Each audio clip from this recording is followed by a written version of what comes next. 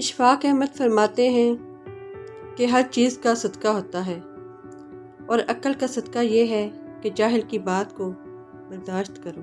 اچھی بات تو سب کو اچھی لگتی ہے، لیکن جب تمہیں کسی کی بری بات بھی اچھی لگنے لگے تو سمجھ لینا تمہیں اس سے محبت ہے۔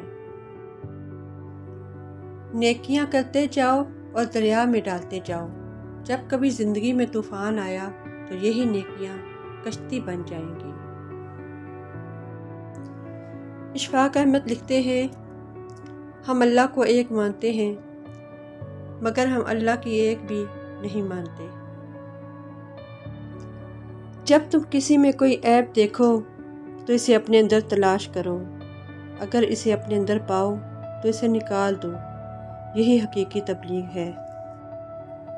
خدا جب کسی کی مدد کرنے پر آتا ہے تو لامعلوم سے کوئی سبب پیدا کر دیتا ہے اور نہ ہونے سے ہونا نکال دیتا ہے۔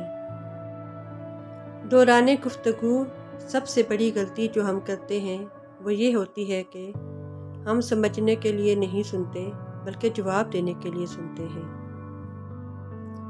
اشفاق احمد کہتے ہیں کہ کچھ ہماری دعائیں ایسی بھی ہوتی ہیں جو اگر قبول ہو جائیں تو ہمیں نقصان پہنچنے کا اندیشہ ہوتا ہے، لیکن ہم خدا سے شکوہ کرتے ہیں کہ اے اللہ آپ نے ہماری دعا قبول نہیں کی، بلکہ جب بھی آپ دعا کریں اس میں یہ جملہ ضرور شامل کریں کہ اے اللہ ہمیں وہ عطا فرما جو ہمارے حق میں بہتر ہے۔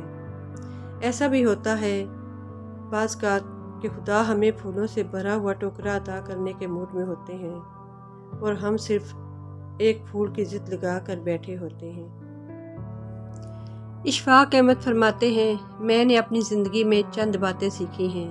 نمبر 1، ماں باپ کے علاوہ کوئی وفادار نہیں۔ نمبر 2، عزت صرف پیسے کی ہے، انسان کی نہیں۔ نمبر 3، غریب انسان کا کوئی دوست نہیں ہوتا۔ نمبر 4، انسان جس کے لیے دل سے مخلص ہو وہی دھوکہ دیتا ہے۔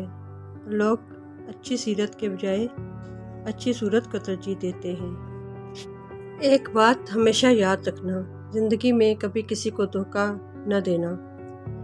دھوکے میں بڑی جان ہوتی ہے، یہ کبھی نہیں مرتا، گھوم کر ایک دن واپس آپ ہی کے پاس پہنچ جاتا ہے، کیونکہ اس کو اپنے ٹھکانے سے بڑی محبت ہوتی ہے۔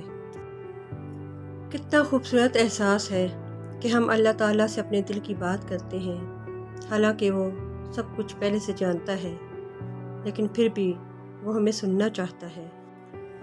زندگی آخر رلا ہی دیتی ہے، پھر چاہے ہم اپنے ماں باپ کے کتنے ہی لاڈلے کیوں نہ ہوں۔